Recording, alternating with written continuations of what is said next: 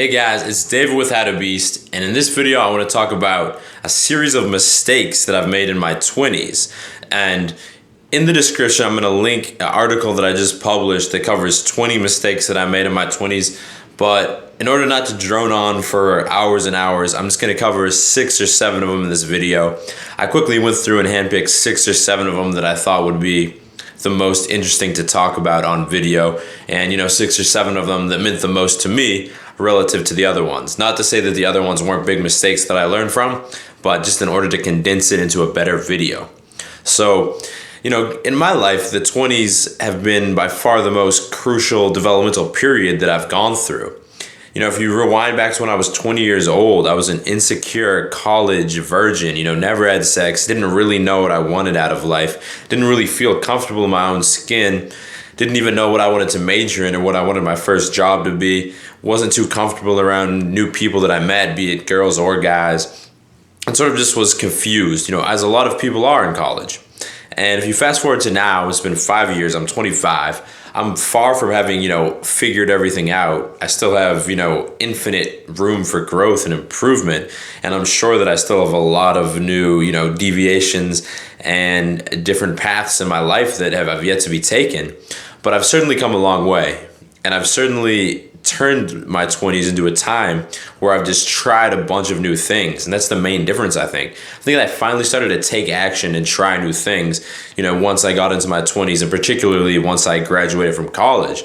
And by trying new things and not, just thinking about doing them, that's when you learn. That's when you make mistakes, like some of the mistakes I'm going to talk about. And that's when you learn and you're able to correct your course and, make these small course corrections and find, a life that's fulfilling to you rather than just sitting back, taking the path of least resistance and sort of bitching and complaining about life, but not actually taking action to do shit that matters. So without further ado, here are 7 of the top mistakes that I've made in my 20s. All right, so the first mistake I want to talk about is believing that women could bring me happiness and make me complete. So back when I was a virgin, I thought that once I finally had sex, life was going to be awesome. And I was going to be so confident with myself and so happy with myself. And of course, I had sex and that day came and it went and it didn't change my life. It was just another day. Sure, I gave myself a pat on the back and I felt like a weight had been lifted off my shoulder, but I was still the same person. And I still had many of the same insecurities after that. Fast forward to when I went through my first relationship and that relationship ended, I thought that, I felt so incomplete. And after having been dumped, I was super insecure. I think, a part of me thought that, I'd lost the one, that I'd never find another girl like that. Part of me just felt lonely. Part of me was missing the sex. And I thought that, if only I could get my ex-girlfriend back, life would be complete again. And so that went along for a few months until I finally, accepted I'm not getting her back. It fucking sucks, but I'm not getting her back. And then I sort of entered the dating market with a new sense of social confidence because I'd gone through a lot of growth over that period. And I thought, I'm just going to get with a bunch of girls and that's going to be the best. And that's going to make me complete. I didn't explicitly think, that's going to make me complete. But basically, that's what I poured all of my energy and all of my efforts towards. I was setting up online dates every night of the week. And I was by far my most successful period with women of my life in terms of the number of women that I hung out with and I dated, etc. But again, throughout that period, I sort of stayed just as on edge and insecure about this, and I just wanted more and more and more to date more and more women.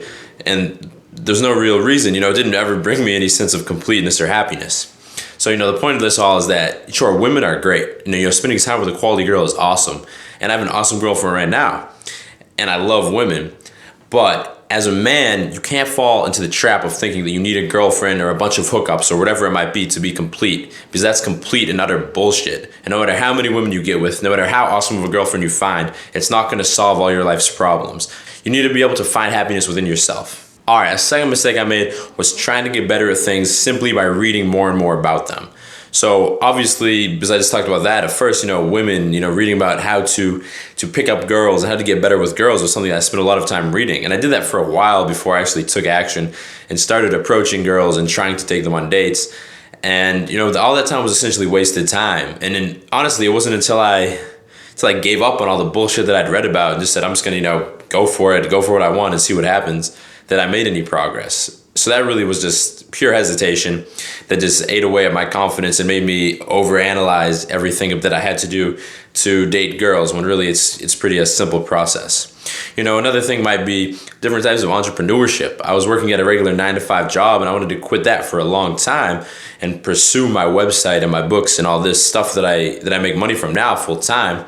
But I didn't do it. I hesitated. I kept reading and reading and reading. And again, it wasn't until I finally did it that I was able to make real progress there. Once I quit that job and I sort of had to grow the income streams that I had to make that my full-time source of financial stability, that I was really able to do it. Again, the reading and all that stuff, sure, I learned some good lessons from it, but taking action is really where the value is.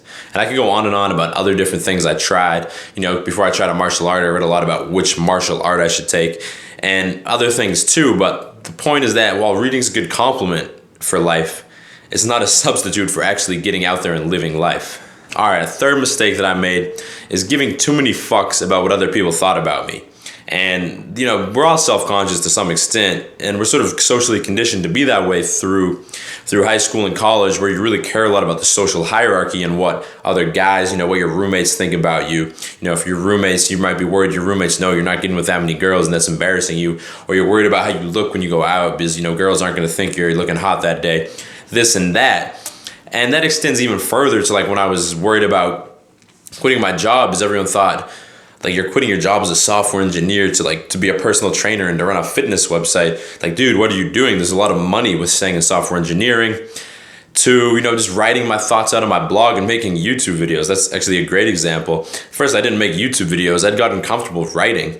But the idea of making YouTube videos and talking to a camera and, having people, old past acquaintances find my videos. Oh my God, this is going to be so embarrassing, et cetera, et cetera. Basically, giving too many fucks about other people think about you, it's just gonna create a lot of resistance in your life to doing what you want. You have to own what you want and just fucking do it, regardless of what other people think. And sure, at first this is gonna be hard because you're going to, when you quit your job, you have to be ready to deal with the bullshit of all your friends and family giving you shit. When you create YouTube videos, you have to be ready for, thinking that, your high school friends or high school acquaintances are gonna see your videos and laugh at you. And, when you approach girls, you have to accept the fact that they might reject you and think you're a fucking dumbass. But when you do each of these things, even though you're dealing with those insecurities, each time you take another repetition and do something that people are going to judge you for, you give less and less fucks about what they think about you. And, you gain more and more validation just from you doing what you want and knowing that you're doing what you want. So at the end of the day, just giving too many fucks is only going to hold you back. And it's only going to hinder your development. And it hindered my development until I was finally able to break free from that and do more and more shit that I wanted to do, despite the fact that other people would and do look down upon it. All right, a fourth mistake I made was not taking the time to custom build a social circle of people that would support me and support my goals. So there's this famous Jim Rohn quote, you are the average of the 5 people you spend the most amount of time with.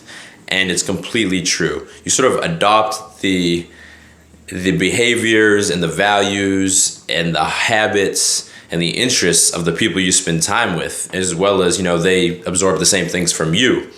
So you want to make sure that you spend time with people that have similar values and goals as you do. If you're someone who wants to be an entrepreneur and you spend all your time with a couple buddies that just get drunk and watch football games, it's not, these things don't match up and they're only going to hold you back. But if you take the time, to go to meetups, at meetup.com, or just meet friends of friends who are doing cool shit, or just reach out to people that are doing cool shit around you, entrepreneurs, you start to hang out with them, well then their values and their goals and their ambitions are going to rub off on you. You're going to be spending so much time with them that they're going to drive you forward, because maybe they're ahead of the game, maybe they're ahead of you in the game, but also just you have someone to share your interests and your goals with. Whereas if you're talking about all your goals and your interests with your buddies who don't give a fuck about it, sure, they might entertain you, but they're not really going to give you any good feedback because they simply don't care. And personally, it wasn't until I met guys who were, interested similarly, first with meeting and getting better with women, that I got better with women. And then after that, it wasn't until I found other guys who were doing cool shit, starting their own businesses, that my business really took off. Just because I didn't have that circle of support around me. All right, a fifth mistake I made was believing that other people should give a fuck about me. And I don't say this to mean that, oh, the world's a cruel place and a cold place and everybody hates you. But people inherently are self-centered, and there's nothing wrong with that. I care more about myself than anyone else. And you should care more about yourself than anyone else too. This doesn't mean that I'm like some evil person who just like kills people and harms people to advance my career. But it means that throughout the day, almost all my thoughts are centered around my well-being, maybe my business's well-being, and my goals and aspirations and my interests. I'm not sitting here all day thinking about how I could make your life better or how I could make this person's life better. Maybe, through business, I am trying to add value to a certain segment of people, but for the most part, I'm thinking about myself. You are too, and everyone is. So when you deal with other people, you have to realize that. You can't walk up to, this happens a lot in like the world of blogs, right? I can't go up to a top blogger and be like, hey man, I want to write a post for your website, and expect him to be like, oh yeah, sure, I'd love you to. If I can't actually give him any value, whether it's through sending my subscribers his way or something in that line, if I can't bring him any value, he's not gonna want to do anything for me. It's a transaction, and he's looking out for his own good. But the same goes just when you're talking to people on the streets. If you're someone who's always talking about yourself and your problems and what you got going on, you're gonna bore people. People like to be talked about. If you go up to someone, you talk to them in terms of their interests and their goals and how their day went, they're gonna be a lot more engaged than if you're just droning on and bragging about your life. All right, a sixth mistake that I've made is hesitating due to the fear of fucking up. So this is kind of in line with the other point I talked about wanting to read and get more and more information before I actually tried something and hesitating for that reason. But, this is the other side of the coin where you're hesitating because you're afraid you're going to fail. So this could be going up and talking to a girl, you're afraid you're going to fail. This could be starting a business or not starting a business because you're afraid you're going to fail. It could be anything, but basically not taking action because of the fear of failure. But you have to realize that if you don't take action and you don't risk that failure, well, then you'll never succeed. If you don't go up and get rejected by woman after woman, you're not going to approach and ask out the woman that turns into your girlfriend or your wife, or at least your hookup buddy. And if you don't try and start this business and maybe fail in doing so and then try and start another business, you're never going to start a successful startup. Most businesses fail, but if everyone just hesitated and didn't start one because they were afraid they were going to fail, well, then there'd be no successful businesses in the whole world. All right, the seventh and the last mistake that I want to talk about in this video is getting caught in the trap of wanting more and more. So we live in a consumer-driven society where a lot of people fall into this trap of wanting, a newer car, a newer apartment, some cooler clothes, a cooler girlfriend, a cooler house, whatever it might be, right? A lot of times we're driven to make money so that we can have more. The problem with this mindset is that whenever you get more, you're just gonna want more. So you buy your first car, it's a Toyota Camry, but then once you get that, you want an Audi. But the thing is, once you get the Audi, you're gonna want the Range Rover. Once you get the Range Rover, you're gonna want the Tesla. None of these things are ever gonna make you happy because you're in this mindset that's driven just by always wanting the next thing. The same thing could apply to your apartment. Once you get the nice apartment with your friends after college, near the city center, well, next you're just gonna want your own apartment in the city center. There's always gonna be something after that. Then you're gonna want the penthouse, whatever it is. And it's not bad to want more and more, but if you're motivated solely for the purposes of wanting more, well, then more is never gonna be enough. And it's always gonna, keep you in a place of lacking where you feel like you need more to be complete. So an easy way that I use to train myself not to always, want the next thing is to really be grateful for what I have, and every morning to, list 5 or 6 things that I have right now that I'm grateful for. And that serves as a reminder for me that I don't need anything else, because in the past, I've definitely been caught up in this mindset of wanting the next promotion, or wanting to sleep with more girls, or wanting apartment by myself, or wanting to live in X, Y, or Z place. But the fact of the matter is that if you can't be happy exactly as you are now, well, then there's no 1 or 2 things that you're going to get or you're going to achieve that's going to bring you happiness. The same way that I talked about women not being able to bring you happiness, well, no one thing is going to be able to do that either. All right, that's all I got for you guys today. That's 7 mistakes I've made in my 20s, as well as the lessons that I learned from them. Hope you guys could learn from them too. If you want to see the full list, check out the article in the link below. Hope you guys enjoyed them. And as always, stay beastly.